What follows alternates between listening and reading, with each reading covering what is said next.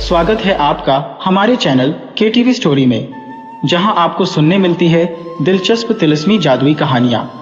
अगर आप चैनल पर नए हैं तो चैनल को सब्सक्राइब करें, कहानी पसंद आए तो वीडियो को लाइक करें। दोस्तों, आपसे निवेदन है कि अगर आपके पास भी ऐसे ही दिलचस्प और मज़ेदार कहानियां हैं तो आप हमें ईमेल के जरिए भेज सकते हैं। ईमेल का लिंक डिस्क्रिप्शन बॉक्स में मिल जाएगा। आप सभी का बहुत बहुत धन्यवाद। तो चलिए शुरू करते हैं आज की कहानी। गोनू झा की शरण में दरबारी। गोनू झा अपने वाक्चातुर्य से सबका दिल जीत लेते थे। महाराज उनकी प्रतिभा के कायल थे। कठिन से कठिन अवसर पर गोनू झा का सुझाव उन्हें झंझता और वे उसे आजमाते। उलझने सुलझ जाती। प्रायः मिथिला नरेश भरे दरबार में गोनू झा के सुझावों की सराहना करते।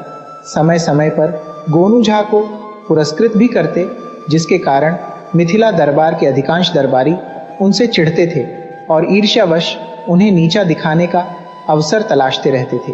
गोनू झा इस स्थिति से परिचित थे, मगर इन बातों पर वे ध्यान नहीं देते थे कि उन्हें कौन क्या कहता है। मस्त रहना उनके स्वभाव में शामिल था। मिथिला नरेश के दरबार में एक बार एक बहेलिया एक तोता लेकर आया, जो समय के अनुसार उचित बातें बोल सकता था। जैसे सवेरा होने पर तोता गाता, सूरज निकला पूरब ओर, जागो भैया हो गई भोर। किसी आगंतुक की आहट पर वह पूछता, कौन हो भाई, कहाँ से आए हो, थोड़ी प्रतीक्षा करो, स्वामी विश्राम कर रहे हैं। किसी के प्रस्थान करने पर बोलता, अच्छा लगा आपसे मिलकर, फिर आइएगा, शुभ विदा। मिथिला नरेश को जब बहेलिये ने तोता दिखलाया तो उन्होंने उसे एक साधारण तोता समझा, लेकिन बहेलिया द्वारा छुटकी बजाए जाने पर तोते ने कहा, महाराज की जय हो, हम आपकी सेवा में समर्पित हैं, आदेश करें महाराज। महाराज तोता की मुग्धकारी आवाज सुनकर चकित हुए। उन्होंने बहेलिये से पूछा, यह और क्या बोलता है? बहेलिये के कुछ पूछने से पहले ही तोते ने जवाब दिया, बहुत कुछ महाराज। महाराज को तोता पसंद आया। बहेलिये ने महाराज को बताया कि समय के अनुसार स्थिति भांपकर यह तोता लगभग 100 तरह के वाक्य बोल सकता है। महाराज ने बहेलिये को तोते की मुंह मांगी कीमत देकर विदा किया। महाराज के लिए यह तोता अद्भुत था। बड़े जतन से सिखाया पढ़ाया गया ये तोता दरबार के लिए शोभा बन गया।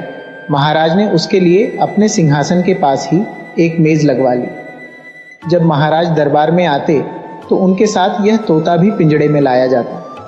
जब महाराज महल में जाते तो उनके साथ तोते का पिंजरा भी ले जाया जाता। समय गुजरता गया और महाराज का इस तोते के साथ लगाव भी बढ़ता गया। दूसरे राज्यों से यदि कोई विशेष अतिथि महाराज से मिलने आता तो महाराज अपने तोते की कौतुक पैदा करने वाली पंक्तियों से उसे चमत्कृत करने में गौरव महसूस करते। एक दिन की बात है, महाराज को अचानक किसी कार्यवश दरबार से उठकर कहीं जाना पड़ा। जाते समय महाराज ने दरबारियों को निर्देश दिया कि वे तोते का ख्याल रखें, तथा चेतावनी भी दी कि तोते के साथ यदि कोई छेड़छाड़ हुई तो किसी की खैर नहीं। संयोग था कि उस समय तक दरबार में गोनू झा नहीं आए थे। महाराज के जाने के बाद गोनू झा दरबार में आए तो पाया कि सभी दरबारी मुंह लटकाए बैठे हैं। महाराज दरबार में नहीं हैं तथा तोता पिंजरे में मरा पड़ा है। गोनू झा ने एक दरबारी से पूछा, महाराज कहाँ हैं? तोते की यह हालत किसने की? दरबारी ने उन्हें बताया, महाराज अचानक किसी काम से उठकर कहीं गए हैं तथा वे जाते जाते यह कह गए थे कि तोते का ख्याल रखना। महाराज ने यह चेतावनी भी दी थी कि तोते के साथ किसी ने छेड़छाड़ की तो उसकी खैर नहीं। सभी दरबारी अपने आसनों पर बैठे महाराज के आने की प्रतीक्षा करते रहे। इस बीच न जाने किधर से एक संकरा सांप पिंजरे से लिपट गया। तोता के टें टें से हम लोगों का ध्यान उधर गया। हम लोग कुछ कर पाते इससे पहले ही सांप ने तोते को डंस लिया। पूरी कहानी सुनने के बाद गोनू झा गंभीर मुद्रा में अपने आसन पर जाकर बैठ गए। गोनू झा को चुप देखकर कुछ दरबारी उनके पास आए तथा उनसे पूछने लगे कि अब क्या होगा। महाराज जब पूछेंगे कि तोता कैसे मरा, इतने दरबारी एक तोता का ध्यान नहीं रख पाए, तब हम लोग क्या जवाब देंगे। गोनू झा ने उनसे कहा, आप लोग विद्वान हैं, मैं आपको जवाब सुझाऊं, यह मुझे शोभा नहीं देता। दरबारियों ने उनका कटाक्ष भांप लिया। फिर भी उनमें से कुछ ऐसे दरबारी गोनू झा के आसन के निकट आ गए जो वाकई गोनू झा के वाक्चातुर्य के प्रशंसक थे। उन लोगों के आग्रह पर गोनू झा ने कहा, ठीक है, तोते की मृत्यु की सूचना मैं अपने ढंग से महाराज को दे दूंगा, लेकिन आप सभी वही करेंगे जो मैं कहूंगा, तब तो ये जिम्मा मैं ले लूंगा। और यदि आप में से एक भी आदमी मेरी बात से सहमत नहीं हो तो तब मैं इस मामले में नहीं पड़ूंगा। सभी दरबारी एक स्वर में बोले, पंडित जी, आप जो भी निर्देश दें उसका पालन हम लोग करेंगे। तब गोनू झा ने कहा, सबसे पहले तोते का पिंजरा आप दरबार से बाहर ले जाकर रख दीजिए। महाराज जब पिंजरे के बारे में पूछेंगे तो आप में से हर आदमी केवल यही कहेगा कि पिंजरा बाहर है। जब महाराज किसी को पिंजरा लाने के लिए कहें तो वह बाहर चला जाए मगर वापस नहीं आए। सभी ने गोनू झा का यह निर्देश मानने की स्वीकृति दे दी और बोले, बस पंडित जी, आप जैसा कहें हम करेंगे। हम आपकी शरण में हैं। महाराज के क्रोध से बचाने का बस आप ही कोई उपाय कर सकते हैं। जब महाराज दरबार में वापस आए तो पाया कि तोते का पिंजरा वहां नहीं है। उन्होंने दरबारियों से उसके बारे में पूछा तो जवाब मिला, बाहर है। महाराज ने पूछा, क्यों बाहर है? जाइए, उसे लेकर आइए। उन्होंने एक दरबारी को इशारा किया। दरबारी उठा बाहर चला गया मगर लौटा नहीं। एक के बाद एक दरबारी भेजे गए मगर उनमें से कोई वापस नहीं आया। राजा तोते के लिए बेचैन थे। अंततः उन्होंने गोनू झा से कहा, क्या बात है, क्या तोता मर गया? गोनू झा ने कहा, महाराज, मैं यह कैसे कह सकता हूँ, छोटा मुंह बड़ी बात होगी। चलिए पंडित जी, हम स्वयं देखते हैं। मिथिला नरेश ने गोनू झा से कहा। गोनू झा तत्परता से उठे और महाराज के साथ चल पड़े।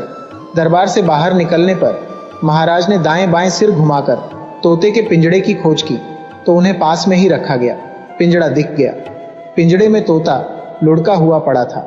उसे देखते ही महाराज विस्मित भाव में बोल पड़े, अरे, यह तो सचमुच ही मर गया है। गोनू झा ने कहा, जब आप बोल रहे हैं महाराज तो सच ही होगा। महाराज समझ गए कि तोते की मौत की खबर दरबारी उनके डर के कारण ही उन्हें नहीं दे पाए। उन्होंने दरबार में जाकर शेष रह गए दरबारियों से कहा, तोते के मरने का मुझे बहुत दुख है, मगर मैं जानता हूँ कि इस तोते की मौत का कारण आप में से कोई नहीं है। इसलिए बिना किसी भय के आप मुझे बताएं कि तोते को अचानक क्या हो गया कि वह मर गया।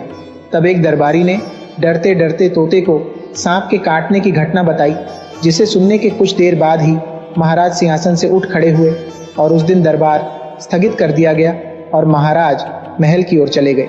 ये पहला मौका था जब गोनू झा दरबार से निकल रहे थे तो राज दरबार के सभी दरबारी उनके आसपास या पीछे पीछे चल रहे थे तथा उनकी सराहना कर रहे थे। गोनू झा की चाल में अलमस्ती बढ़ गई थी। स्वर्ग से वापसी। मिथिला महाराज के दरबार में गोनू झा का सम्मान दिनों दिन बढ़ता जा रहा था। उनके बढ़ते प्रभाव से महाराज के दरबार के अन्य दरबारी उनसे ईर्ष्या करने लगे थे। क्या करने, वे पीठ पीछे गोनू झा के विरुद्ध विश्वमन करते रहते मगर मुंह पर कुछ भी बोलने का साहस नहीं जुटा पाते। महाराज के दरबार में एक हजाम भी था जो गोनू झा से जलता था। उसने धीरे धीरे गोनू झा से ईर्ष्या रखने वाले दरबारियों से दोस्ती गांठ ली और उनका चहेता बन गया। यह हजाम बहुत चालाक और धूर्त किस्म का इंसान था। एक दिन महाराज ने गोनू झा की सराहना खुले दरबार में की। दरबारी जल भुनकर रह गए। हजाम ऐसे ही दिन की प्रतीक्षा में था। उसने दरबारियों से कहा कि यदि आप लोग साथ दें तो मैं ऐसी जुगत भिड़ाऊंगा कि इस गोनू झा की सदा के लिए छुट्टी हो जाएगी। दरबारियों ने हजाम से वादा कर लिया कि वह जैसा कहेगा वे वैसा ही करेंगे। हजाम खुश होकर उनसे विदा लेकर अपने घर लौट गया। महाराज के पिता की कुछ माह पहले ही मौत हो गई थी। राजमहल के सामने ही उनकी समाधि बनाई गई थी। महाराज सुबह में स्नान आदि से निवृत्त होकर पहले तो अपने पिता की समाधि पर जाते, वहां फूल चढ़ाते, तब राजभवन पहुंचकर राजकाज में लगते। पिता की मृत्यु के बाद से उनका रोज का नियम यही था। हजाम इस बात को जानता था। एक दिन जब महाराज समाधि स्थल पुष्प अर्पित करने पहुंचे तो देखा कि एक कागज मुड़ा हुआ समाधि पर रखा हुआ है। उन्होंने उस कागज को उठाया और खोला तो पाया कि वह कागज कुछ और नहीं पत्र है। यह पत्र उनको ही संबोधित कर लिखा गया है। पत्र का मजमून था कि मेरे पुत्र, मैं जानता हूं तुम मेरे वियोग से व्यथित हो। अब तुम्हें व्यथित होने की कोई जरूरत नहीं है, क्योंकि मुझे स्वर्ग में स्थान मिल गया है। यहाँ मुझे किसी चीज की कोई कमी नहीं है। कमी तो केवल एक बात की कि मेरे पास कोई एक अच्छा पंडित नहीं है जो मेरे पूजन कार्य संपन्न कराए। अच्छा होता कि तुम अपने दरबारी गोनू झा को मेरे पास भेज देते। उसके सीधे स्वर्ग आने का तरीका तुम्हें भेज रहा हूं। अपने राज्य के पूर्वी श्मशान के टीले पर तुम गोनू झा को बैठाकर उस पर 2 खेतों के पुआल डलवाकर आग लगवा दो। पवित्र अग्नि की लौ और धुएं के साथ तत्काल उसकी आत्मा को सीधे स्वर्ग में प्रवेश मिल जाएगा। ये कार्य तुम यथाशीघ्र संपन्न कराओ। तुम्हारा पिता। पत्र पढ़कर महाराज असमंजस में पड़ गए। ओह, ऐसा कैसे हो सकता है? अब तक कभी सुना नहीं, न देखा कहीं। क्या स्वर्ग से कोई पत्र आ सकता है मृत्युलोक में? उलझन में पड़े महाराज दरबार में आए। उन्हें चिंतित देखकर दरबारियों ने पूछा, क्या बात है महाराज, आप कुछ चिंता में हैं? महाराज ने कहा, एक सवाल मेरे मन में उमड़ घुमड़ रहा है कि क्या स्वर्ग से कोई पत्र मृत्युलोक में आ सकता है? दरबारियों में बैठा हजाम बोला, क्यों नहीं महाराज, स्वर्ग लोक में देव योनि है जिसके लिए कुछ भी संभव है। गोनू झा से खार खाए दरबारियों ने हजाम को हर तरह का सहयोग देने का वचन दिया था, इसलिए उन लोगों ने संवेद स्वर में कहा, संभव है, संभव है। तब महाराज ने समाधि पर पत्र मिलने की घटना दरबार में सुनाई और अपने पिता का पत्र भी पढ़कर सुनाया। गोनू झा समझ गए कि वे बुरी तरह फंस गए हैं, इसलिए उन्होंने खुद ही उठकर कहा, महाराज, मैं स्वर्गारोहण के लिए तैयार हूं, मगर मुझे 3 माह का समय चाहिए। महाराज मान गए। 3 माह के बाद गोनू झा पूर्वी श्मशान के टीले पर पहुंचे। उन पर पुआल लादा गया और आग लगा दी गई। आग 3 दिनों तक सुलगती रही। लोगों ने मान लिया कि गोनू झा का स्वर्गारोहण हो गया है। दरबारी खुश थे, किंतु महाराज दुखी। इस घटना के ठीक 3 माह बाद महाराज के दरबार में गोनू झा ने मुस्कुराते हुए प्रवेश किया। सभी आश्चर्यचकित रह गए। महाराज चौंक कर सिंहासन से उठ खड़े हुए कि कहीं वे स्वप्न तो नहीं देख रहे। लेकिन गोनू झा का आना सच था, सपना नहीं। गोनू झा ने ऊंची आवाज में कहा, महाराज की जय हो। स्वर्ग में आपके पिता कुशल हैं और उन्होंने मुझे इस पत्र के साथ धरती पर भेज दिया है। महाराज ने पत्र लिया और ऊंची आवाज में पढ़ने लगे ताकि दरबारी भी बड़े महाराज के पत्र का विवरण जान ले। महाराज पढ़ रहे थे, पुत्र, गोनू झा ने मुझे पूजन कार्य के नियम सिखला दिए हैं, इसलिए उसे मैं वापस भेज रहा हूं। स्वर्ग में देवगणों को दाढ़ी बनाने की जरूरत नहीं पड़ती, इसलिए यहाँ नाई नहीं है। मेरी दाढ़ी और मेरे बाल बढ़ गए हैं। तुम अपने दरबार से हजाम को उसी विधि से स्वर्ग भेजो जिस विधि से गोनू झा को भेजा था। तुम्हारा पिता। दरबार में सन्नाटा छा गया। हजाम की हालत खराब थी।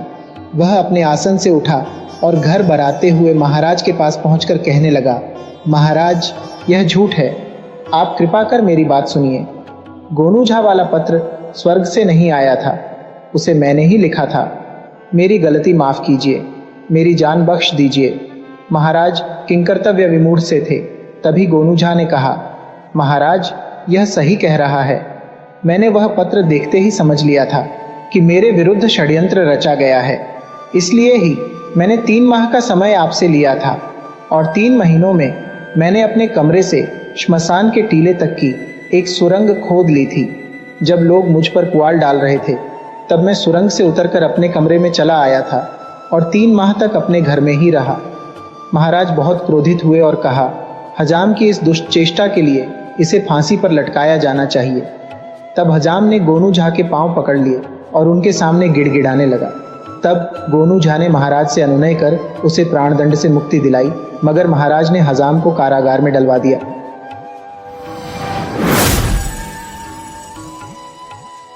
दाढ़ी के बाल से मुक्ति का मार्ग। मिथिला नरेश के दरबार में एक तहसीलदार नया नया बहाल हुआ था। लोगों से जबरन मालगुजारी वसूल कर वह महाराज की नज़रों में अपना महत्व बढ़ाना चाहता था। लोग उसके रवैये से दुखी थे। तहसीलदार गोनू झा के गांव में पहुंचा और वहां भी अपने रुतबे के रोब में लोगों से अत्याचार पूर्वक मालगुजारी की वसूली करने लगा। दबाव बनाने के लिए उसने कई बकायेदारों के फसल कटवा लिए।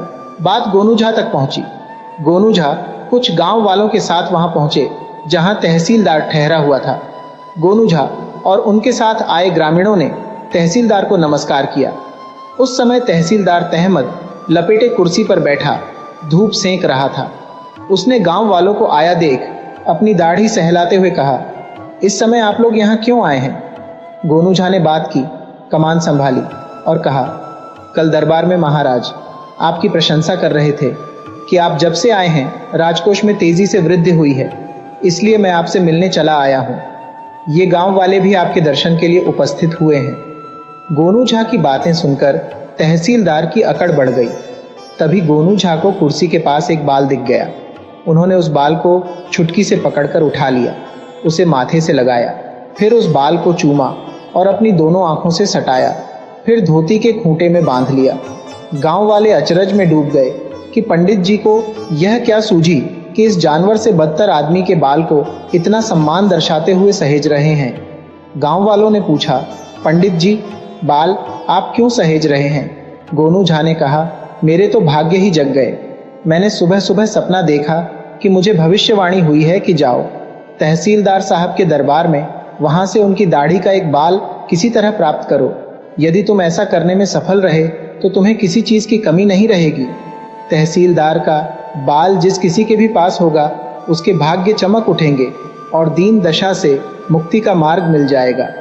तहसीलदार यह सब सुनकर फूले नहीं समाया। कुछ ग्रामीण बढ़े और तहसीलदार के पांव छू लिए। बहुत श्रद्धा और विनय के साथ उससे एक दाढ़ी का बाल मांगा। तहसीलदार ने अपनी दाढ़ी से एक बाल नोचकर उन्हें थमा दिया। गोनू झा ग्रामीणों के साथ वापस आकर अपने रोजमर्रे के काम में लग गए। उनके चेहरे पर रहस्यमयी मुस्कान उभर आई थी। थोड़ी ही देर में पूरे गांव में तहसीलदार की चमत्कारी दाढ़ी की चर्चा होने लगी। पूरा गांव तहसीलदार के आवास पर उमड़ पड़ा। पहले तो तहसीलदार ने कुछ लोगों को अपनी दाढ़ी से बाल खींच खींच कर दिया, मगर मांगने वालों का सैलाब उमड़ता ही जा रहा था। गोनू झा ने तहसीलदार को सबक सिखाने का बिना कुछ कहे जो नुस्खा आजमाया, उसका अंतिम नजारा यह था कि तहसीलदार भागा जा रहा था और उसकी मुक्तिदायिनी दाढ़ी का एक बाल पाने के लिए ग्रामीण उसके पीछे दौड़ रहे थे। तहसीलदार के पास जो भी पहुंचता उसकी दाढ़ी नोच लेता। किसी तरह तहसीलदार गांव से बाहर निकल गया। उसने अपने सामान चपरासियों को भेजकर मंगा लिए और फिर कभी गोनू झा के गांव में मालगुजारी वसूल करने जाने की उसे हिम्मत नहीं हुई।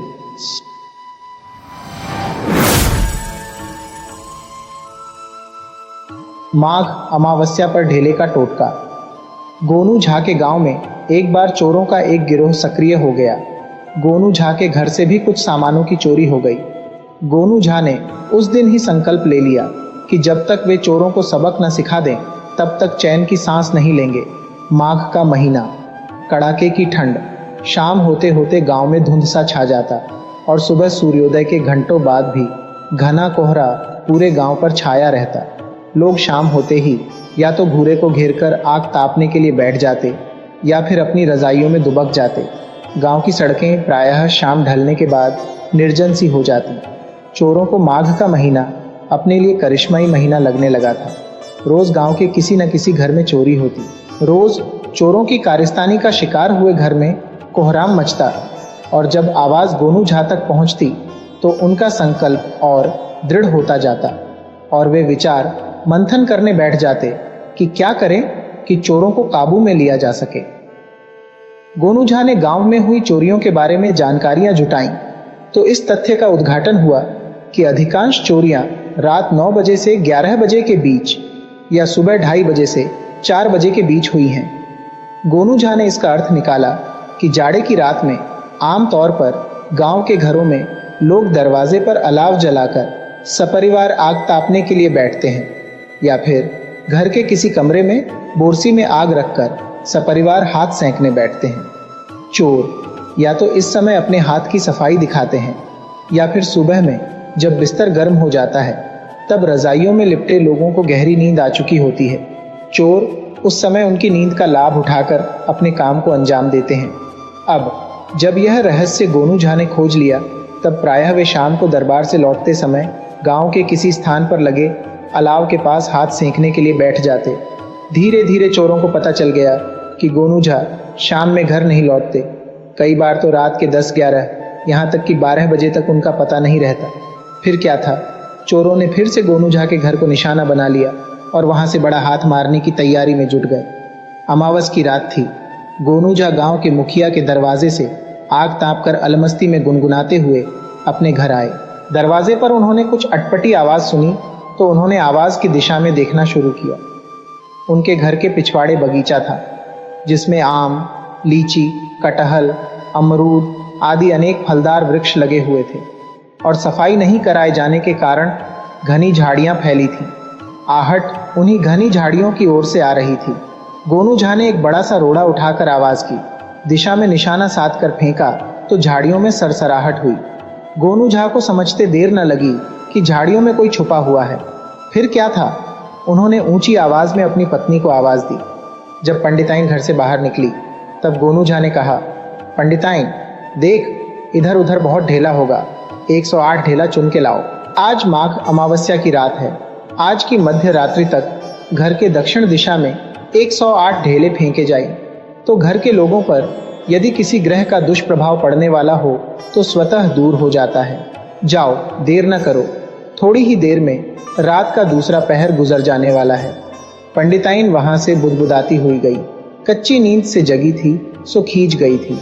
पंडिताइन जब एक ढेला लेकर आई तो गोनू झा ने ढेला अपने हाथ में लेते हुए कहा, अरे भाग्यवान, कुढ़ना बाद में, तुम्हें इस काम का महत्व नहीं मालूम, इसलिए गुस्सा कर रही हो। जाओ, जितनी जल्दी हो अंचरा में ढेला भर भर के यहाँ रखती जाओ। मैं खुद गिनकर ढेला फेंकूंगा। ढेला फेंकने के समय मंत्र भी पढ़ना होता है। कुछ भी ऐसा मत करना जिससे मुझे गुस्सा आए। पंडिताइन झुंझलाती हुई गई और अपने आंचल में कुछ रोड़े लेकर आई। गोनू झा के सामने उन रोड़ों को पटकते हुए बोली, लोगों का उम्र बढ़ता है तो दिमाग समझदार होता है और एक ई है कि उम्र बढ़ने के साथ साथ बेदिमाग होते जा रहे हैं। सारा ज्ञान खूंटा में टांग के जोग, टोम और टोना टोटका करने में लगे हैं। आधी रात होने को आई और ये हैं कि खाना पीना त्याग के ग्रह दशा सुधारने के काम में लगे हुए हैं। गोनू झा ने पत्नी की झुंझलाहट पर ध्यान नहीं दिया और अंधेरे में निशाना साध कर ढेला फेंकते रहे। पत्नी 2-3 चक्कर ढेला ढोने के बाद हाँफने लगी और बोली, अब मैं नहीं जाती ढेला चुनने। क्या बेकार के काम में लगे हुए हो?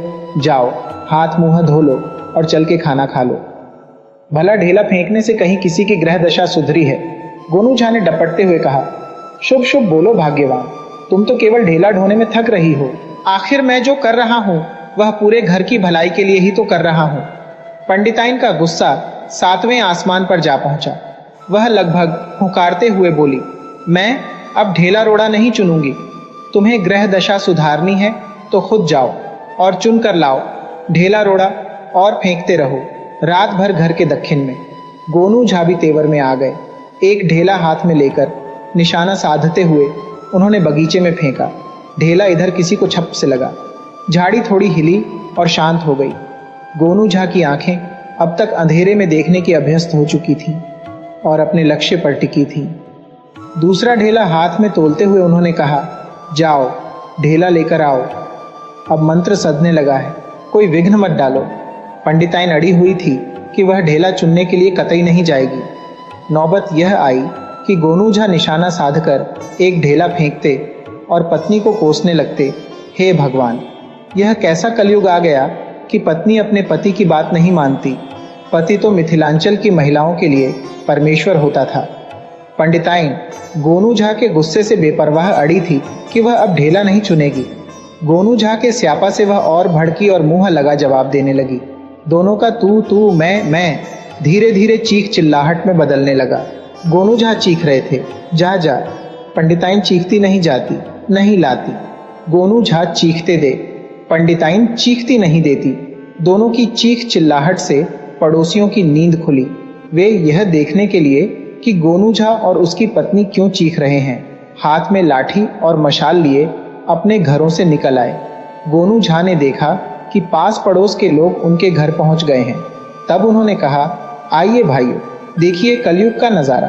ये मेरी धर्मपत्नी है, पतिव्रता नारी।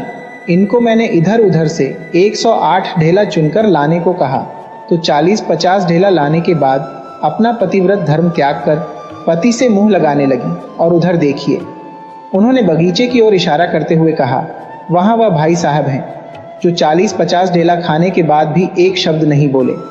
बगीचे में छुपा चोर अब समझ गया था कि गोनू झा ढेला उसी को निशाना साधकर मार रहे थे।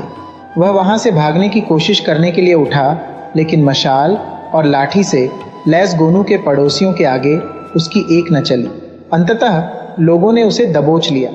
गोनू झा उसके पास आए और उसका चेहरा देखते हुए कहने लगे, अरे भाई, ढेलों से चोट जरूर लगी होगी, अब जाओ हवालात में, ये लोग तुम्हारी मरहम पट्टी का इंतजाम कर देंगे। चोर को हवालात भेजने के बाद गोनू झा ने अपनी पत्नी का हाथ पकड़ा और बोले, ढेला ढोने से हाथ दुख रहा होगा, चल दबा दूं। पंडिताइन, जो कि इस तरह घटनाक्रमों में आए नाटकीय परिवर्तन से घबरा गई थी, बोली, न पंडित जी, हाथ नहीं दुख रहा।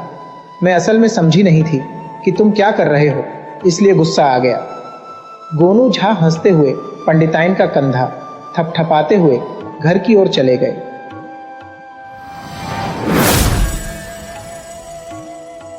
साधु बन गए गोनू झा। मिथिलांचल में साध संतों में लोगों को काफी भरोसा है। गोनू झा के जमाने में भी था। गोनू झा के पिता सत्संग प्रेमी थे। साधु संतों की सेवा करना अपना धर्म समझते थे। तांत्रिकों ज्योतिषियों पर खर्च करने से भी वे पीछे नहीं रहते। गोनू झा ने उन्हें कई बार समझाया, मगर उनके पिता पर कोई असर नहीं हुआ। आए दिन ज्योतिषियों और साधु संतों का आना उनके घर में जारी रहा। एक दिन गोनू झा ने अपने पिता को साधु संतों की अंध आस्था से निकालने की ठान ली। उन्होंने घर में घोषणा की कि उन्हें कुछ काम से बाहर जाना है, 2-3 माह में वे लौट आएंगे। माता पिता के चरण छूकर वे घर से निकल पड़े। गांव से बाहर जाकर गोनू झा ने एक तालाब में स्नान किया। झोले से गेरुआ वस्त्र निकालकर धारण किया, नकली दाढ़ी मूछे और जटाओं जैसी संरचना की टोपी लगाई और फिर सिर पर गेरुआ पगड़ी लगा ली कि यह तो लगे कि जटाधारी साधु हैं, मगर जटा नकली है, इसका अंदाजा किसी को नहीं लगे। दर्पण में झांक कर देखा तो पूरी तरह संतुष्ट हुए कि उन्हें कोई पहचान नहीं सकता। फिर उन्होंने रही सही कसर ललाट पर चंदन के आलेपन से पूरी की। उसी तालाब के पास के एक बरगद के पेड़ के नीचे उन्होंने धूनी रमाई और पद्मासन लगाकर ध्यानमस्त मुद्रा में आ गए। उन्हें मालूम था कि देर सबेर गांव का कोई न कोई आदमी इधर से गुजरेगा ही और एक साधु को धूनी रमाए वहां बैठा देख इस बात की सूचना उनके पिता को अवश्य देगा। अभी अधिक समय नहीं गुजरा था कि गांव का एक किसान उनके पास आया, मगर गोनू झा तो ध्यानमस्त थे, उसकी तरफ देखा तक नहीं। किसान थोड़ी देर तक हाथ जोड़े बैठा रहा, मगर जब साधु महाराज हिले तक नहीं तो वहां मथा टेक कर उठ खड़ा हुआ। गोनू झा उसे जाता देख मन ही मन खुश हुए। उन्हें विश्वास था कि गांव में अब यह चर्चा हो जाएगी कि तालाब के किनारे एक सिद्ध महात्मा धूनी रमाए बैठे हैं। गोनू झा अपने साथ झोले में पर्याप्त मेवे और फल लेकर आए थे, इसलिए उन्हें भोजन की परवाह नहीं थी। दूसरे दिन जब आम साधुओं की तरह वे भोजन की व्यवस्था के लिए गांव में नहीं गए, तब ग्रामीणों को विश्वास हो गया कि तालाब किनारे बैठा साधु कोई सिद्ध पुरुष है। इस बात की खबर गोनू झा के पिता को भी लगी तो उनसे रहा नहीं गया। वे महात्मा के दर्शन के लिए तालाब किनारे पहुंचे। अपने पिता को आया देख गोनू झा ध्यानमस्त हो गए। गोनू झा के पिता वहां काफी देर तक बैठे रहे, मगर साधु महाराज की तंद्रा भंग नहीं हुई। उनके पिता गांव लौट आए।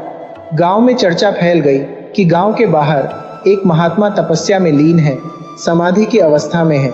साधु महाराज के दर्शन के लिए तांता लग गया। तीसरे दिन उस स्थान पर ग्रामीणों की भीड़ जम गई। कुछ उत्साही ग्रामीणों ने वहां भजन कीर्तन करना शुरू कर दिया। तब जाकर महात्मा जी ने आंखें खोली, लेकिन कुछ बोले नहीं। सबसे अधिक उत्सुकता गोनू झा के पिता को ही थी। वे बढ़े और महात्मा जी के चरण छू लिए और कहा, कुछ बताइए महाराज।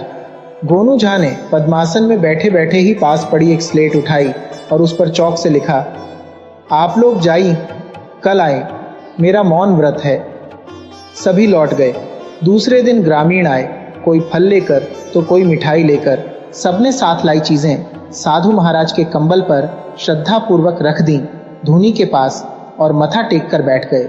गोनू झा ने स्लेट पर लिखा, आप सब लौट जाइए, आज केवल एक व्यक्ति, और उन्होंने अपने पिता को इशारा से बुलाया और बैठ जाने का संकेत किया। ग्रामीण लौट गए। भला महाराज जी के आदेश की अवहेलना कैसे होती? गोनू झा के पिता गदगद थे। उन्होंने फिर कहा, महाराज कुछ बताइए। और गोनू झा ने स्लेट पर उनके अतीत के बारे में ऐसी ऐसी बातें लिखीं जो गांव के लोग कतई नहीं जानते थे। इसी तरह उनके रोग, उनकी कामनाएं, पुत्र और पत्नी से संबंध के बारे में भी स्लेट पर सटीक एवं बिल्कुल खड़ी बातें गोनू झा ने लिख दी। गोनू झा उनके बेटे ही तो थे, उनकी सारी सच्चाइयों से अवगत। गोनू झा के पिता ने अब तक ऐसा गुणी महात्मा नहीं देखा था। वे अभिभूत हो गए और महात्मा जी के चरण पकड़ लिए। मेरा कल्याण करें महाराज, मेरे घर पधारें, उन्होंने विनती की। महात्मा बने गोनू झा ने स्लेट पर लिखा, धैर्य धारण करें, अवश्य आऊंगा एक दिन, अभी आप जाइए, विश्राम करें। गोनू झा के पिता लौट आए। गांव के लोगों ने उन्हें अपने घर जाते देखा तो पूछने चले आए, महात्मा जी ने क्या कहा? वे बोले, या वैसे ही स्लेट पर लिखकर ही कुछ बताया। गोनू झा के पिता ने महात्मा जी की खूब सराहना की। ग्रामीणों का तांता इसके बाद गोनू झा के धूनी स्थल पर रोज लगने लगा। रोज किसी न किसी को गोनू झा रोक लेते और उसके अतीत की सीधी सच्ची बात स्लेट पर लिखकर कुछ जरूरी सलाह भी उसके साथ लिख देते। अब तो गांव में महात्मा जी की धूम मच गई। इस तरह 1 महीना बीत गया। गोनू झा अब इस नाटक से ऊब गए थे। उन्होंने उस दिन स्लेट पर लिखा, कल मैं मौन व्रत खोलूंगा, आज मुझे एकांत चाहिए। ग्रामीण आए, माथा टेका और वापस लौट गए। इसके बाद वाले दिन गांव के लोग सुबह से ही वहां पहुंचने लगे। सबसे पहले आने वालों में गोनू झा के पिता थे। गोनू झा ने मौन व्रत खोला, सबको उपदेश दिया और कहा कि अब वे प्रस्थान करेंगे। ग्रामीण इस बात का आग्रह कर रहे थे कि वे एक बार गांव अवश्य चलें। गोनू झा के पिता ने उन्हें याद दिलाया, महात्मा जी, आपने मुझे आश्वस्त किया था कि एक दिन मेरे घर अवश्य आएंगे। गोनू झा ने अपनी विशिष्ट मुद्रा में कहा, अवश्य, मुझे स्मरण है। फिर गोनू झा ग्रामीणों के साथ अपने पिता के दरवाजे पर पहुंचे। उन्होंने कहा, अब विलंब नहीं करें, मुझे प्रस्थान करना है। ग्रामीण अपने अपने घरों से चढ़ावा लेकर आए और आग्रह पूर्वक गोनू झा महाराज जी को भेंट किया। उनके पिता ने भी एक रत्न जड़ित स्वर्ण मुद्रिका उन्हें भेंट की और आग्रह पूर्वक दक्षिणा के रूप में 1001 रुपये प्रदान किए। ग्रामीणों ने भी यथाशक्ति भक्ति दिखलाई। महात्मा बने गोनू झा ने वह धनराशि अपने झोले में डाली और अलख निरंजन का घोष करते हुए उठ खड़े हुए। ग्रामीण उनके पीछे पीछे गांव के बाहर तक आए। फिर गोनू झा ने रुककर सबसे कहा, आप सब अपने घरों को लौट जाएं, मोह में नहीं पड़े, अपने कर्तव्यों का पालन करें। फिर अलख निरंजन का घोष करते हुए खड़ाऊं खटखटाते हुए आगे बढ़ गए। इसके 10 दिनों के बाद गोनू झा अपने सामान्य रूप में घर लौटे। उन्हें घर आया देख उनके सरल चित्त पिता बहुत खुश हुए। उन्होंने गांव में एक सिद्ध पुरुष के आने की घटना का पूरा वृत्तांत उन्हें विस्तार पूर्वक बताया। गोनू झा मुस्कुराते हुए अपने पिता की बातें सुनते रहे। जब उनके पिता चुप हुए तब गोनू झा ने अपनी जेब से ढेर सारे रुपए निकालकर अपने पिता को दिए। उनके पिता इतने सारे रुपए देखकर चकित हो गए। फिर गोनू झा ने जेब से अंगूठी निकाली और अपने पिता को दे दी। अंगूठी देखते ही उनके पिता चौंक पड़े, क्योंकि यही अंगूठी उन्होंने महात्मा जी को श्रद्धापूर्वक भेंट की थी। बिना कुछ बोले गोनू झा ने अपने झोले से जटाझूट, दाढ़ी मूछे और गेरुआ वस्त्र निकालकर पिता के सामने रख दिया। उनके पिता समझ गए कि महात्मा जी का रहस्य क्या था। वे बोले, बेटा गोनू, तुमने मेरी आंखें खोल दी, मैं अब कभी भी महात्माओं के चक्कर में नहीं पड़ूंगा। उपदेशी को सबक। गोनू झा एक दिन मिथिला बाजार में चहलकदमी कर रहे थे। वहां एक सेठ एक भारी बक्सा लिए बैठा था और बार बार मजदूरों को बुलाता और उनसे कुछ बातें करता, और मजदूर गर्दन हिलाते हुए या हाथ को इनकार की मुद्रा में हिलाते हुए वहां से चले जाते। काफी देर तक बाजार चौक पर यह नज़ारा देखने के बाद गोनू झा ने सोचा, चलो चल के देखें कि माजरा क्या है। वैसे वे इतना समझ चुके थे कि सेठ वह बक्सा उठवाकर कहीं ले जाना चाहता है, मगर मजदूर कम मेहनताना के कारण इनकार करके वहां से चले जा रहे हैं। गोनू झा सेठ के पास पहुंचे और सेठ से पूछा, क्या बात है सेठ जी, आप बहुत देर से यहाँ परेशान हाल बैठे हैं। सेठ ने कहा, हाँ भाई, मुझे एक मजदूर चाहिए जो ये बक्सा उठाकर यहाँ से 3 कोस की दूरी पर जो गांव है वहां पहुंचा दे। गोनू झा ने कहा, मैं भी यहाँ काम की तलाश में आया हूँ, चलिए मैं ही पहुँचा दूँ। बोलिए मजूरी क्या देंगे? सेठ मुस्कुराया, बोला, मेरे पास देने के लिए 3 अनमोल उपदेश हैं, जो मैं हर एक कोस पर तुम्हें एक एक कर दूंगा। गोनू झा ने कहा, यानी पैसा रुपया कुछ नहीं, खाना खुराकी भी नहीं, सिर्फ उपदेश? सेठ ने कहा, 3 अनमोल उपदेश जिससे तुम्हारा जीवन बदल जाएगा। गोनू झा ने मजदूर की तरह ही हाव भाव बनाते हुए कहा, सो तो ठीक है, मगर उपदेश हर आधा कोस पर दीजिए। सेठ ने कहा, ठीक है, मगर तीसरा और अंतिम उपदेश सुनने के बाद तुम्हें 3 कोस चलकर मुझे उस गांव तक पहुंचाने का वादा करना होगा। गोनू झा ने वादा कर लिया।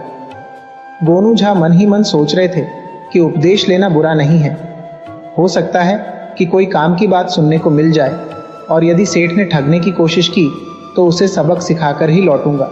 जब गोनू झा बक्सा उठाने के लिए झुके तो सेठ ने कहा, हाँ जरा सावधानी से, इसमें बेहद नाजुक चीजें हैं। गोनू झा ने सावधानी पूर्वक सिर पर बक्सा उठा लिया। आधा कोस चले तो सेठ से कहा, सेठ जी पहला उपदेश दे दीजिए। ऐसे आदमी पर भरोसा न करना जो कहे कि केवल अपना पेट भरने से अच्छा है भूखा रह जाना। सेठ ने उपदेश दिया। गोनू झा को सेठ की बात पसंद आई। जब गोनू झा दूसरे आधे कोस में प्रवेश कर गए तब दूसरा उपदेश सुनने की बेचैनी होने लगी। उन्होंने सेठ से दूसरा उपदेश देने को कहा। सेठ ने दूसरा उपदेश सुनाया, ऐसा आदमी विश्वसनीय नहीं जो कहे घोड़े पर सवार होने से अच्छा है पैदल चलना। गोनू झा यह सुनकर शांत रह गए। बात ठीक भी थी कि जब घोड़ा हो तो कोई पैदल क्यों चले। तीसरे अधकोसी में प्रवेश के बाद गोनू झा ने सेठ से कई बार कहा कि उपदेश सुनाए, मगर सेठ टालता गया। जब गंतव्य की दूरी महज 2 फरलांग बची तो गोनू झा रुक गए और बोले, अब तीसरा और अंतिम उपदेश दे दीजिए सेठ जी, वरना अब एक कदम आगे नहीं बढ़ाऊंगा। यदि आप यह सोच रहे हैं कि उपदेश सुनने के बाद मैं यह बक्सा आपके स्थान तक नहीं पहुंचाऊंगा तो ये बात मन से निकाल दीजिए। मैं ब्राह्मण हूं और झूठा वादा नहीं करता हूं। विवश होकर सेठ ने तीसरा उपदेश सुनाया, उस आदमी पर भरोसा न करना जो कहे कि संसार में तुमसे भी बड़ा कोई मूर्ख होगा। गोनू झा को बात समझ में आ गई कि सेठ उससे मुफ्त में बक्सा ढुलवाकर उन्हें संसार का सबसे बड़ा मूर्ख भी बता रहा है, मगर वे चुपचाप चलते रहे।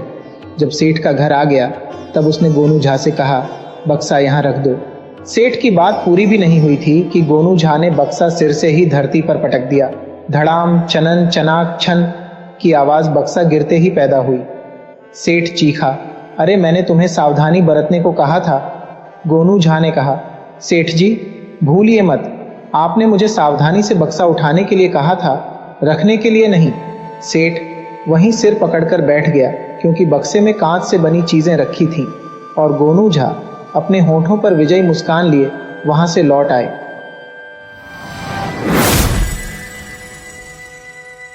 चोरों ने तौबा कर ली। गोनू झा और चोरों के बीच आंख मिचौली बरसों चलती रही। गोनू झा महाराज को वचन दे चुके थे कि उनके रहते मिथिला में चोरों का मनोबल बढ़ने नहीं दिया जाएगा। संयोग ऐसा रहा कि हमेशा चोरों को गोनू झा से मुंह की खानी पड़ी। दूसरी तरफ चोर बिरादरी के लोग लंगड़ू उस्ताद से वचनबद्ध थे कि जब भी मौका मिलेगा वे गोनू झा के घर ऐसी चोरी करेंगे जिसे उनके साथ पुष्ट स्मरण रखेंगे। घात प्रतिघात की यह बात गोनू झा समझते थे और हमेशा सतर्क रहते थे। एक बार की बात है, गोनू झा दरबार से लौटकर अपने दरवाजे पर टहल रहे थे। सतर्क रहने की आदत ने गोनू झा को थोड़ा शंकालू बना दिया था। वे टहलते समय भी इतने चौकन्ने रहते जितना कि बाज रहता है। अचानक उन्होंने कुत्ते के भौंकने की आवाज सुनी। सोचने लगे, कुत्ता इस समय इस तरह नहीं भौंकता है। उन्होंने ध्यान देकर सुना, ये पड़ोसी मदन झा के कुत्ते के भौंकने की आवाज थी। मदन झा ने हाल में ही गोनू झा के अहाते के बगल में जमीन खरीदी थी और वहां अपना मकान बना लिया था। बहुत शौकीन आदमी था मदन झा, दिलेर और उत्साही भी। उसके आजू बाजू उसके 2 रिश्तेदारों ने भी मकान बनाया था।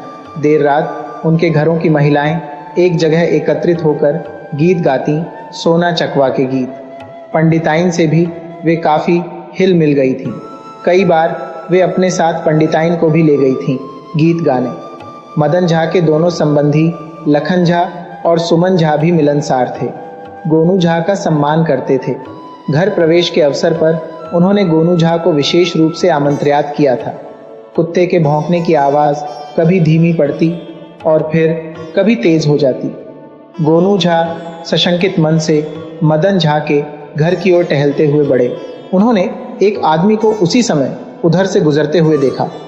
आदमी की चाल उन्हें ठीक नहीं लगी। मदन झा उन्हें अपने दरवाजे पर ही मिल गए। थोड़ी देर तक उनसे इधर उधर की बातें करके गोनू झा अपने घर की ओर लौटने लगे। तभी लखन झा और सुमन झा उन्हें रास्ते में मिल गए। गोनू झा का उन्होंने अभिवादन किया और अनुनय करके गोनू झा को अपने घर ले आए। शरबत पिलाया। इधर उधर की बातें होती रहीं। थोड़ी देर के बाद गोनू झा ने उनसे विदा ली। विदा होते होते उन्होंने कहा, आजकल गांव में अजनबी चेहरे फिर दिखने लगे हैं। कहीं फिर से चोर उचक्कों का उत्पात न शुरू हो जाए।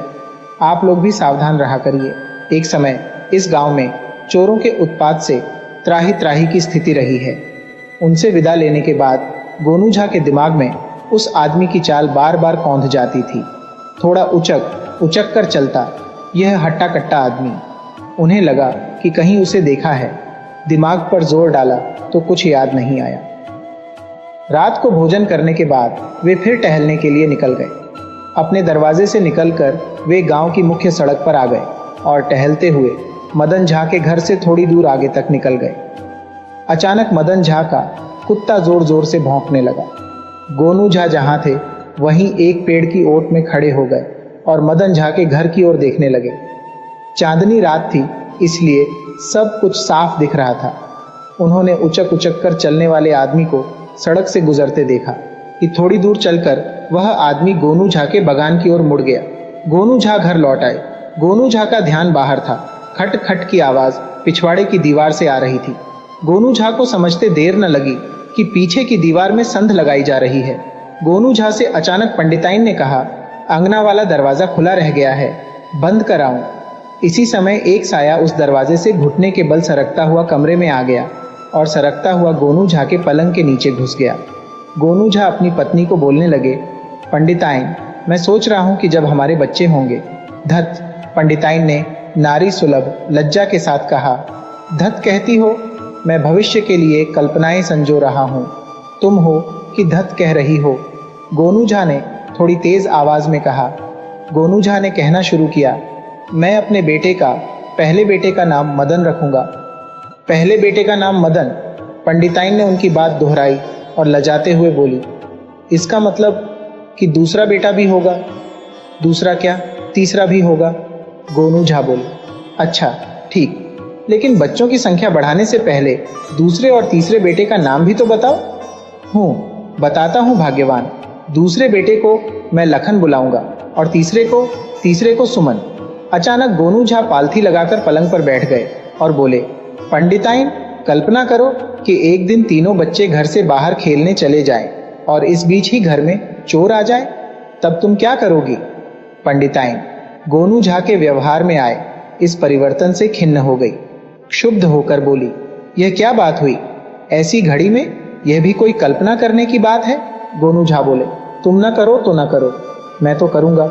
उन्होंने आंखें बंद की और पुकारने लगे, लखन, मदन, सुमन, जल्दी आओ हो। लखन, मदन, सुमन, दौड़ो, जल्दी आओ, घर में चोर घुसल हो। पंडिताइन उन्हें चुप रहने को बोलती और गोनू झा पंडिताइन को चिढ़ाते हुए चीख पड़ते, दौड़ो भाई, जल्दी आओ। उनकी आवाज सुनकर उनके पड़ोसी मदन झा, सुमन झा और लखन झा हाथों में लाठी ली दौड़े आए और गोनू झा का दरवाजा ठकठकाने लगे। गोनू झा पलंग से उतरे और दरवाजा खोल दिया। घर में तीनों घुसे और पूछा, कहाँ है चोर? गोनू झा ने पलंग के नीचे इशारा कर दिया। फिर तो चोर को वे लोग पलंग के नीचे ही छांकने लगे और बेदम करके उसे पलंग से बाहर निकाला। चोर हवालात भेजा गया। इसके बाद फिर किसी चोर ने गोनू झा के घर की ओर आने की हिम्मत नहीं की। खेत की सिंचाई, शातिर चोरों को हवालात की सैर करवाने के कारण गोनू झा पूरे मिथिलांचल के चोरों की आंखों की किरकिरी बन गए। मिथिला में ठग और चोर गोनू झा से बदला लेने की ताक में रहने लगे। ठगों और चोरों की नाक में नकेल डालने के कारण मिथिला नरेश की दृष्टि में गोनू झा का सम्मान और बढ़ गया। लंगड़ू उस्ताद के गिरोह के कुछ लोग कारावास से सजा काटकर बाहर आए।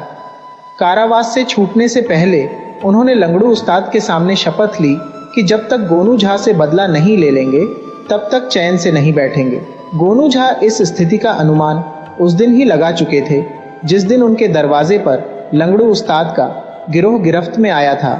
इसलिए उन्होंने कोतवाल को कुछ आवश्यक निर्देश दिए थे।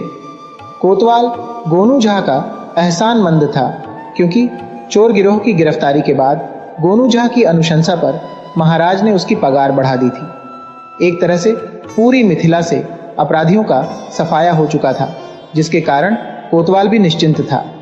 रसिक प्रवृत्ति का कोतवाल मौज मस्ती में डूबा रहने लगा। उन दिनों मिथिला में भांग और ताड़ी का नशा प्रचलन में था, लेकिन रसिक कोतवाल अपने लिए पश्चिम बंगाल से मदिरा मंगाया करता था। उसके कुछ असामी उसके लिए खास मनोरंजन की व्यवस्था करते थे, जिसमें पीना पिलाना तो होता ही था, रास रंग के भी अवसर थे। मखाना और मछली के व्यापारी कोतवाल को प्रसन्न रखने के लिए वह सब व्यवस्था करते जिसकी ललक एक रसिक व्यक्ति को रहती है। कोतवाल अपने आवास के बाहरी कमरे में बैठा था। उसके हाथ में मदिरा थी, सामने थाल में भुनी हुई मछलियां रखी थीं। एक मांसल शरीर की बाला ठुमका लगा लगाकर कुछ गा रही थी। तभी किसी ने द्वार पर दस्तक दी। कोतवाल ने बुरा सा मुंह बनाया और झल्लाते हुए उठा। उसने नर्तकी को इशारा किया। नर्तकी पर्दे की ओट में चली गई। कोतवाल कक्ष से बाहर आया। द्वार पर उसका मुख्य मुखबिर खड़ा था। उसने कोतवाल को फुसफुसाते हुए कुछ कहा और वहां से वापस चला गया। कोतवाल वापस अपने कमरे में आया। उसने नर्तकी की ओर हसरत भरी निगाहों से देखा। थोड़ी देर तक उस रूपसी को निहारने के बाद कोतवाल ने कहा, मुझे अभी निकलना पड़ेगा प्रिय, अभी और इसी समय। नर्तकी ने आंखों की भंगिमा बदली, मानो पूछ रही हो, ऐसी भी क्या जल्दी है। लेकिन कोतवाल ने सिर पर पगड़ी डाली और नर्तकी को कुछ मुद्राएं थमाते हुए कहा, जल्दी ही मिलेंगे, इस प्यासी शाम की कसम, अभी तुम्हें जाना ही पड़ेगा। कहकर कोतवाल कमरे से बाहर निकल गया। नर्तकी भी मुद्राएं अपने बटुए में डालते हुए ठुमकती हुई कमरे से निकल गई। कोतवाल तेज गति से कहीं जाने लगा। उसकी मुख मुद्रा गंभीर थी। गोनू झा अपने दरवाजे पर टहल रहे थे। शाम ढल चुकी थी, लेकिन हल्का उजाला फैला हुआ था। तभी गोनू झा को घोड़े की टापों की आवाज सुनाई पड़ी। उन्होंने मन ही मन सोचा कि इस समय भड़ौरा जैसे गांव से कौन घुड़सवार गुजर सकता है। उन दिनों जमींदार, राजा, महाराजा या राज दरबार का कोई ऊंचा ओहदेदार ही घोड़े की सवारी करता था। नगर कोतवाल, सेनापति और रंगरूट प्रमुख को राज्य की ओर से घोड़े मिले हुए थे, जिनका उपयोग वे विशेष परिस्थितियों में करते थे। गोनू झा कुछ सोच पाते तभी दूर से आते घुड़सवार पर उनकी नजर पड़ गई। शाम ढल चुकने के कारण नीम अंधेरे में घुड़सवार की आकृति तो समझ में आ रही थी, किंतु वे उसे पहचान नहीं पा रहे थे। उत्सुकता बनी हुई थी कि घुड़सवार कौन है, इसलिए वे उधर ही देखते रहे। थोड़ी ही देर में घुड़सवार उनके पास ही आकर रुक गया। वह कोई और नहीं, नगर कोतवाल था। गोनू झा का अभिवादन करने के बाद कोतवाल ने लंगड़ू उस्ताद के गिरोह के कुछ चोरों के कारावास से मुक्त होने की खबर दी। गोनू झा ने कोतवाल से कहा, 3 साल तक तुमने खूब मौज मस्ती कर ली, अब कर्तव्य के प्रति सतर्क और तत्पर हो जाओ। आगे तुम जानते हो कि तुम्हें क्या करना है। कोतवाल वहां से चला गया। गोनू झा अपने घर की ओर चल दिए। इस घटना को कई दिन बीत गए, फिर महीने और साल भी बीता। मिथिलांचल में अमन चैन रहा। कहीं कोई चोरी की घटना नहीं घटित हुई। एक शाम गोनू झा दरबार से वापस आ रहे थे कि अचानक उनकी नजर 4-5 लोगों पर पड़ी। वे सभी हट्टे कट्टे थे, घुटने के ऊपर धोती समेटकर बांधे हुए और नंगे बदन। उनके नंगे बदन पर अजीब सी चमक थी, जैसे तेल चिपड़ा हुआ हो। गोनू झा इस तरह की अस्वाभाविक बातों को नजरअंदाज नहीं करते थे। उनका दिमाग तुरंत सक्रिय हो गया। वे एक पेड़ की ओट में खड़े हो गए और उन लोगों पर नजर रखने लगे। वे चारों गोनू झा के घर के आस पास ही चहलकदमी करते रहे। फिर उनमें से 3 उनके बगान की ओर चले गए। एक आदमी उनके घर के आसपास बना रहा। गोनू झा को इन चारों का व्यवहार बहुत असामान्य लगा। अंततः कुछ सोचकर गोनू झा सामान्य चाल से चलते हुए अपने घर पहुंच गए। थोड़ी देर बाद हाथ में मशाल लिए वे बाहर निकले और मशाल की रोशनी में घर के दरवाजे से लेकर घर तक आने की राह तक वह झुक झुक कर कुछ तलाशते रहे। थोड़ी थोड़ी देर पर वे कमर सीधी करने के लिए खड़े होते और फिर कुछ खोजने लगते। थोड़ी देर के बाद एक व्यक्ति उनके पास आया और पूछने लगा, क्या खोज रहे हैं पंडित जी?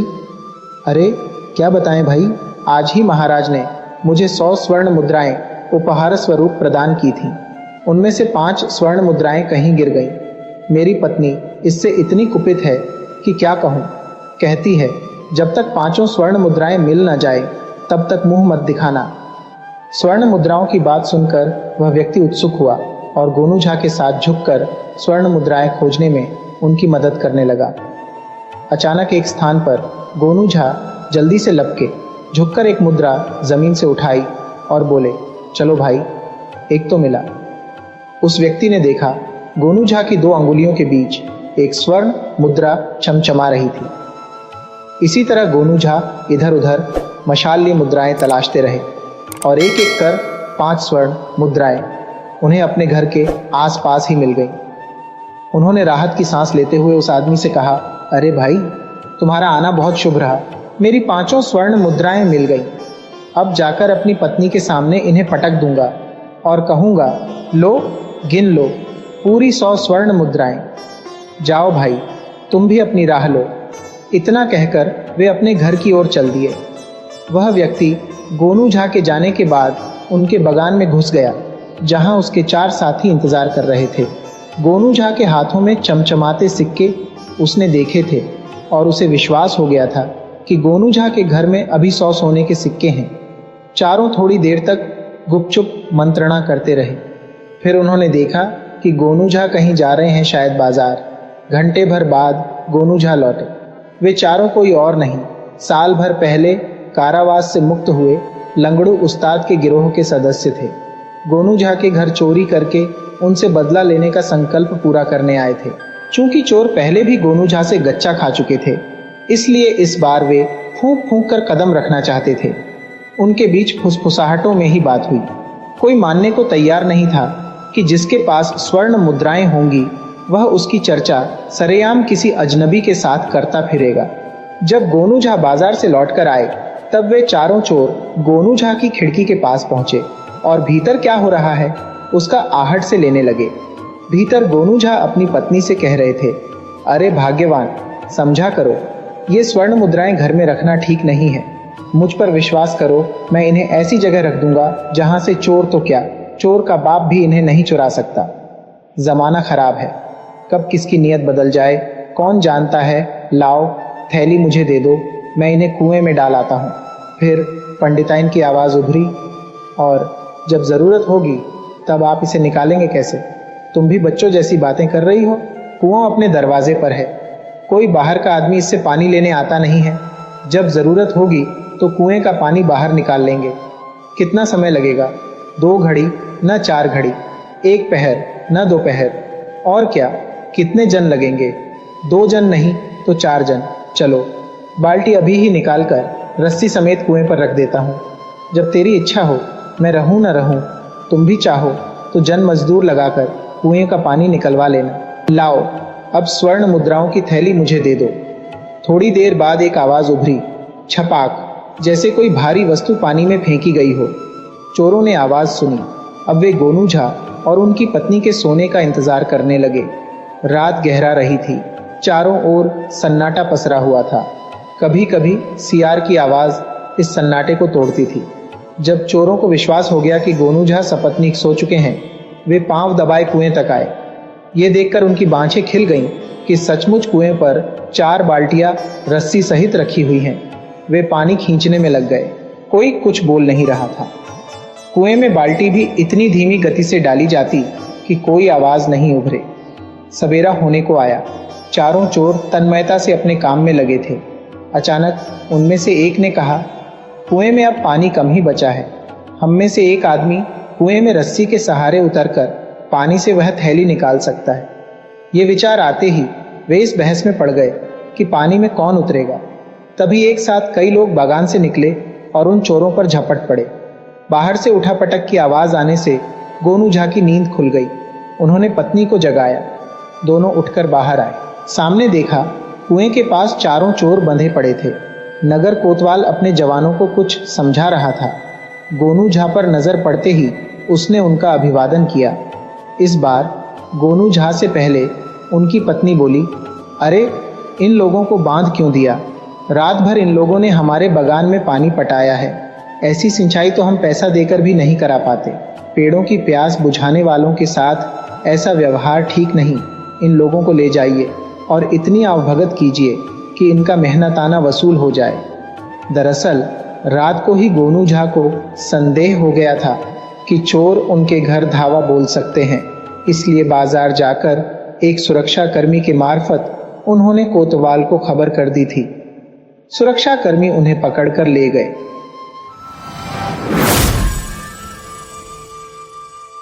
आंखों की तौल।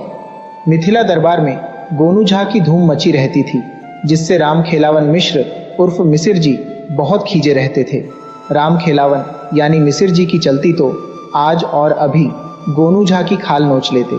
वे हमेशा गोनू झा को नीचा दिखाने की ताक में लगे रहते, मगर गोनू झा थे कि उनकी एक न चलने देते।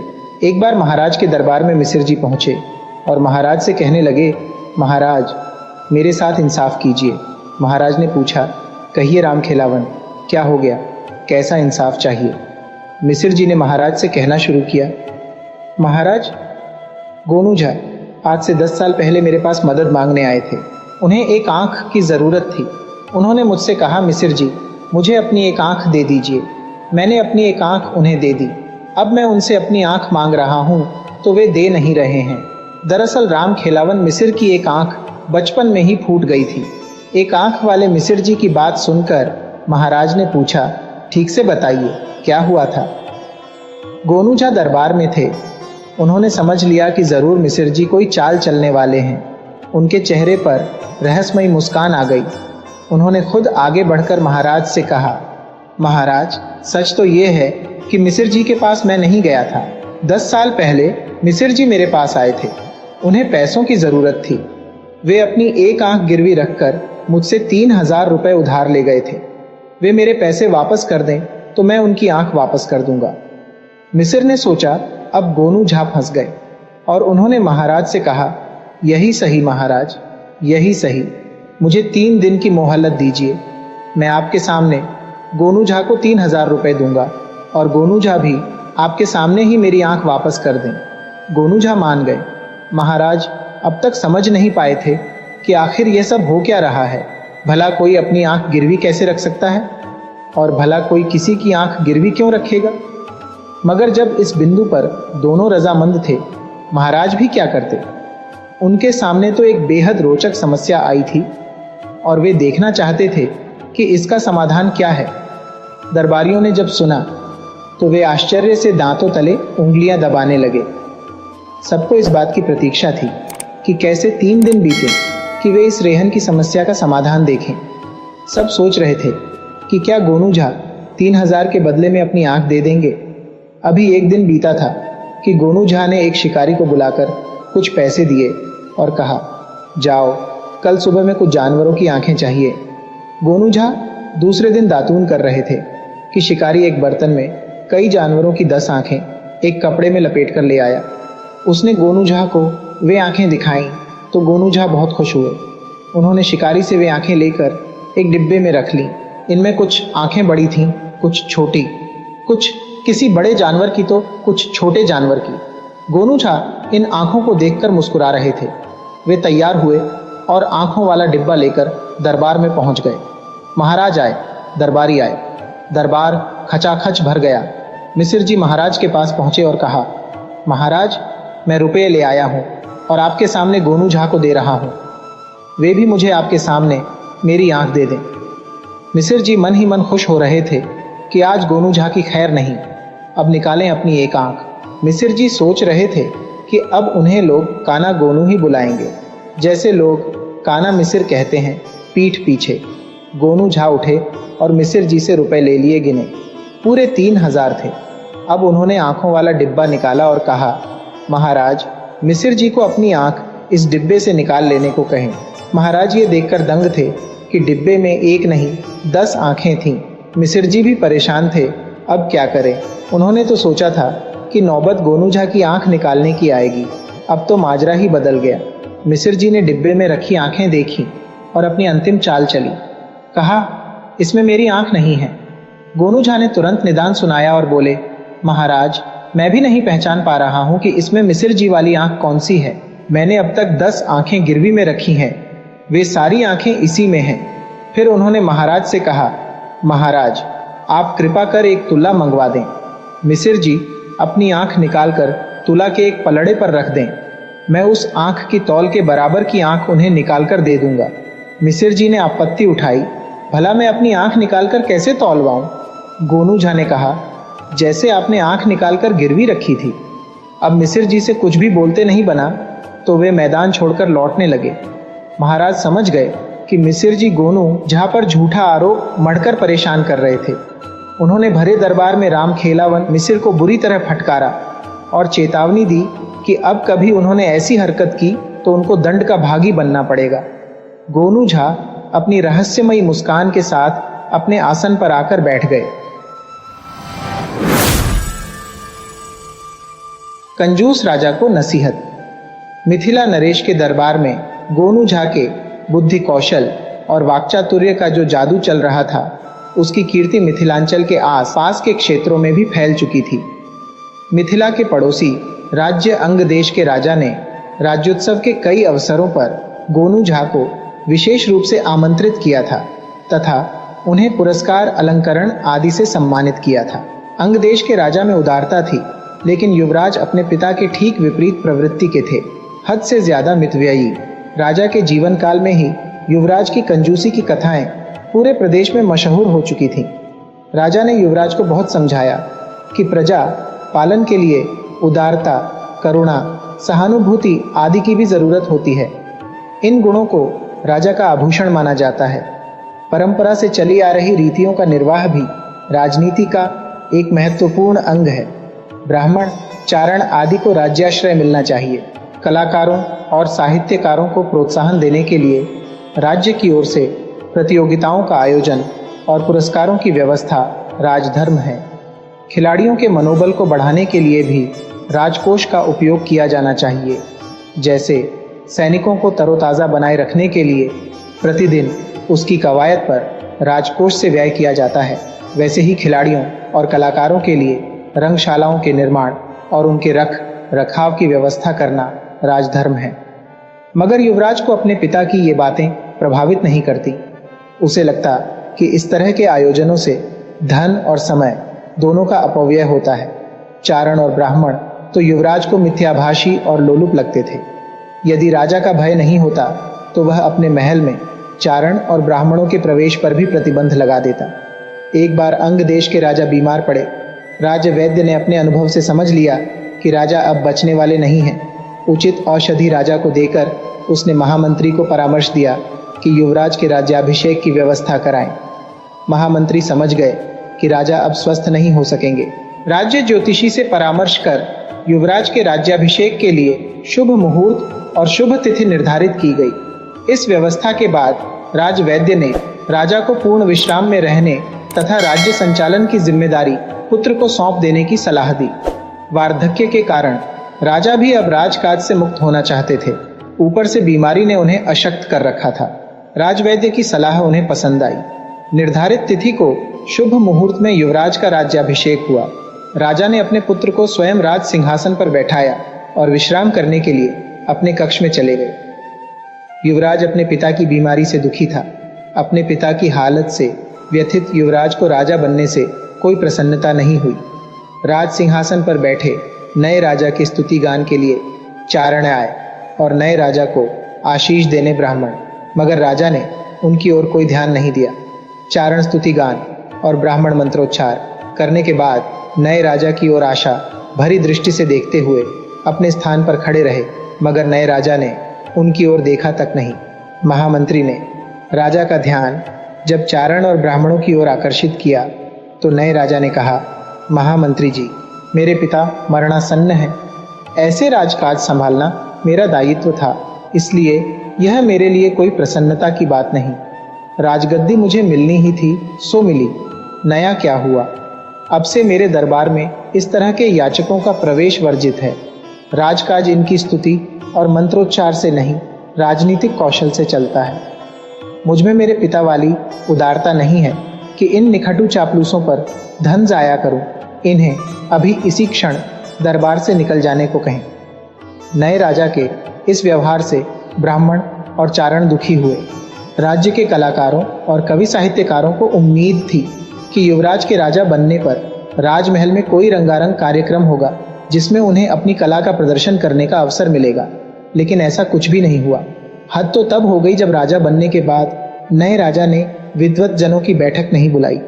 अंग देश में नए राजा की आलोचना होने लगी। जिधर सुनो बस यही चर्चा कि नया राजा दंभी और स्वेच्छाचारी है, प्रजा के दुख सुख से इसे कुछ भी लेना देना नहीं। ब्राह्मणों, चारणों और कलाकारों ने सोचा कि बिना राज्याश्रय के उनके लिए जीविकोपार्जन कठिन है। उनके पास दो ही रास्ते हैं, या तो नए राजा को राजमहल की परंपराओं के निर्वाह के लिए समझाया जाए, या फिर वे राज छोड़कर कहीं किसी अन्य राज्य में आश्रय लें। अंततः अंग देश के विद्वत जनों, ब्राह्मणों, चारणों एवं कलाकारों को गोनू झा की याद आई तथा तय हुआ कि इस मुश्किल की घड़ी में गोनू झा से परामर्श करना उचित होगा। इस निश्चय के बाद ये तमाम लोग मिथिला आए और गोनू झा के आवास पर पहुंचे। गोनू झा अंग देश के प्रसिद्ध लोगों के समूह को अपने दरवाजे पर देखकर आश्चर्यचकित रह गए। उन्होंने आगंतुक अतिथियों का स्वागत किया तथा सम्मान पूर्वक उन्हें बैठाया। फिर उनसे कुशल क्षेम पूछते हुए मिथिला पधारने का प्रयोजन पूछा। उन लोगों ने जब अंग देश के नए राजा के व्यवहार के बारे में गोनू झा को जानकारी दी, तब गोनू झा को भी लगा कि नए राजा के व्यवहार से पड़ोसी राज्य में असंतोष पैदा होगा और इसका प्रभाव मिथिलांचल पर भी पड़ेगा। गोनू झा को अंग देश के वृद्ध महाराज के रुग्ण होने के समाचार ने भी व्यथित किया और उन्होंने तय कर लिया कि वे इन लोगों के साथ अंग देश जाएंगे, नए राजा को राज्यानुकूल आचरण सिखाएंगे तथा वृद्ध महाराज का दर्शन कर उन्हें आरोग्य लाभ के लिए शुभ कामनाएं देंगे। गोनू झा ने यह निर्णय इसलिए लिया कि अंग देश के विद्वत जनों ने उनके पास आकर उनके प्रति आस्था जताई थी तथा मिथिलांचल की परंपरा रही है कि दरवाजे पर आए अतिथियों की क्षमता भर इच्छा पूर्ति का उपाय किया जाना चाहिए। गोनू झा के प्रति अंग देश के वृद्ध महाराज का स्नेह भाव प्रारंभ से ही बना हुआ था। प्रायः प्रत्येक राज्योत्सव में उन्होंने गोनू झा को अवश्य बुलाया था और उचित सम्मान व उपहार देकर उन्हें विदा किया था। वृद्ध महाराज के रुग्ण होने की सूचना पर गोनू झा उद्वेलित न होते तो कैसे। गोनू झा अंग देश को विद्वतजनों के साथ चल दिए। रास्ते में उन्होंने नए राजा के आचरण व्यवहार आदि की पूरी जानकारी प्राप्त की। फिर उन्होंने उन लोगों को सलाह दी कि जब वे नए राजा से मिलने दरबार में जाएं तो कोई कुछ भी नहीं बोले, बस वे जैसा करें वैसा ही वे सब भी करते जाएं। लोगों ने उन्हें अपनी सहमति दे दी। गोनू झा ने दरबार में खबर भिजवाई कि मिथिला से गोनू झा आए हैं और वे अपने अंग देश के मित्रों के साथ नए राजा के दर्शन के लिए दरबार में उपस्थित होना चाहते हैं। नए राजा को जब सूचना मिली कि गोनू झा आए हैं तो उसने ससम्मान दरबार में बुलाने का निर्देश दिया। नए राजा को गोनू झा के बारे में इतना तो पता ही था कि उसके पिता गोनू झा को प्रायः बुलाया करते थे। गोनू झा की विद्वता और विनोद प्रियता की चर्चा भी उसने सुन रखी थी, लेकिन उनके साथ अंग देश के विद्वतजनों को आते देख उसकी पेशानियों पर बल पड़ गए, मगर उसने कुछ कहा नहीं। गोनू झा के अभिवादन के लिए नया राजा सिंहासन से उतरकर खड़ा हो गया। गोनू झा ने उसे नमस्कार करने के लिए अपने हाथ जोड़े, तब उनके साथ आए अंग देश के विद्वतजनों ने भी अपने हाथ जोड़े और फिर गोनू झा ने अपने हाथ फैलाकर मुंह खोल लिया और उसी मुद्रा में मूर्तिवत खड़े हो गए। उनके साथ दरबार में उपस्थित विद्वतजनों ने भी ऐसा ही किया। गोनू झा सहित इतने सारे लोगों को हाथ फैलाए और मुंह बाएं खड़े देखकर नया राजा कुछ समझ नहीं पाया। दरबारी भी इस कौतुक को विस्मय से देख रहे थे। काफी देर तक नया राजा उन्हें चकित सा देखता रहा, फिर उसके सब्र का बांध टूट गया। उसने विस्मित भाव से पूछा, क्या आप लोग मेरे राज्याभिषेक पर प्रसन्नता व्यक्त कर रहे हैं?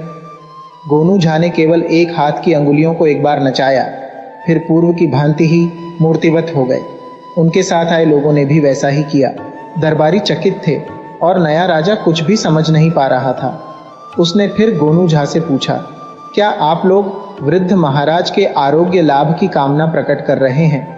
गोनू झा ने पूर्व की भांति ही एक हाथ की अंगुलियों को नचाया और मुंह बाएं अपनी पूर्व की मुद्रा में आ गए।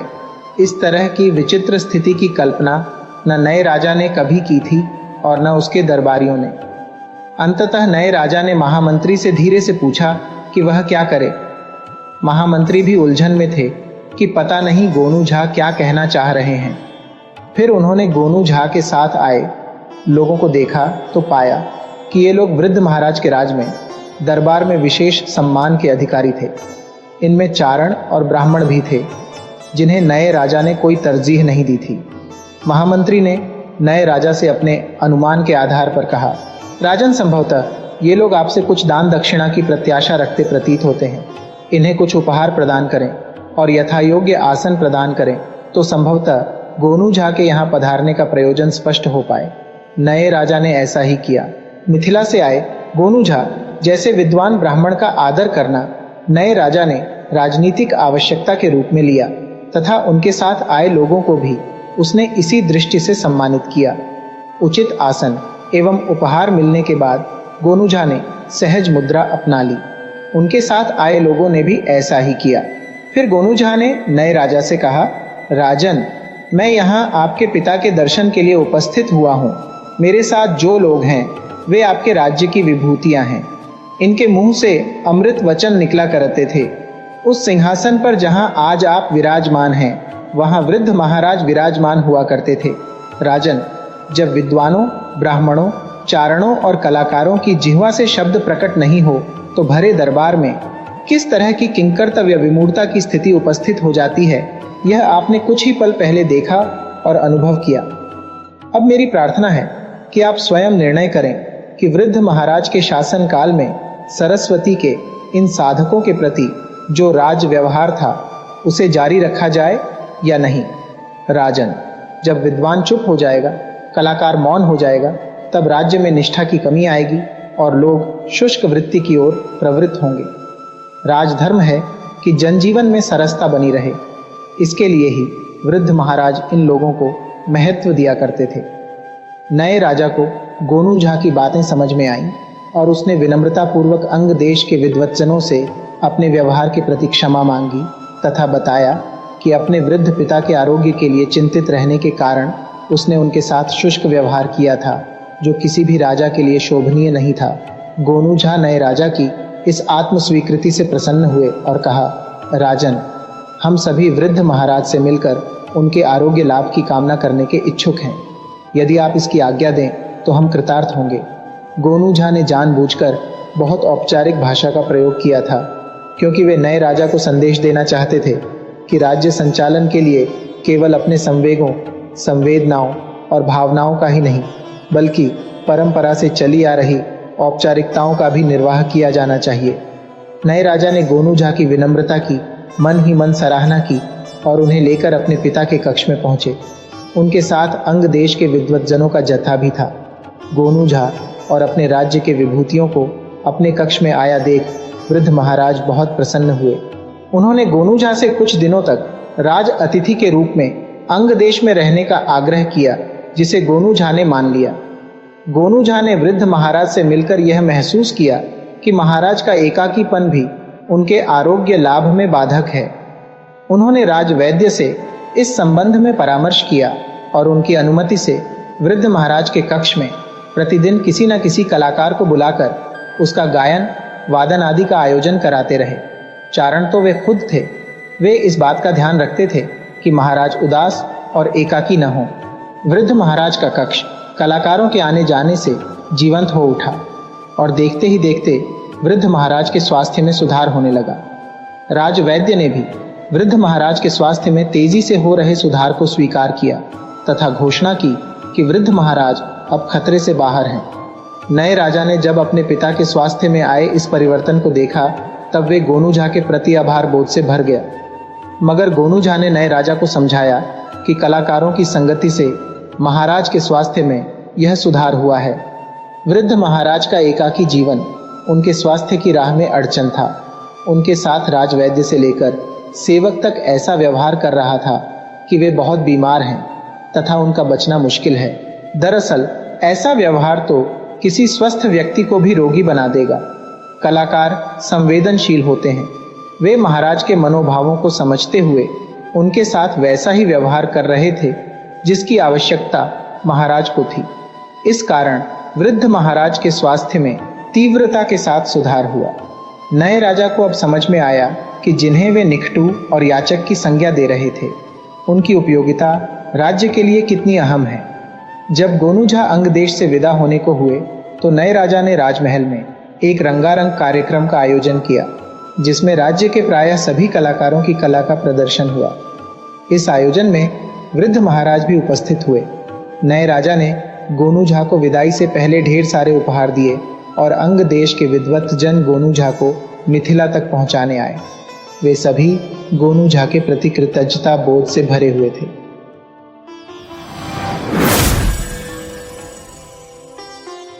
वीडियो अच्छी लगी हो तो इसे लाइक करें और ऐसी ही मज़ेदार कहानियों के लिए चैनल को सब्सक्राइब करें और बेल आइकन दबाएं। ज़्यादा से ज़्यादा अपने दोस्तों को शेयर करें। धन्यवाद।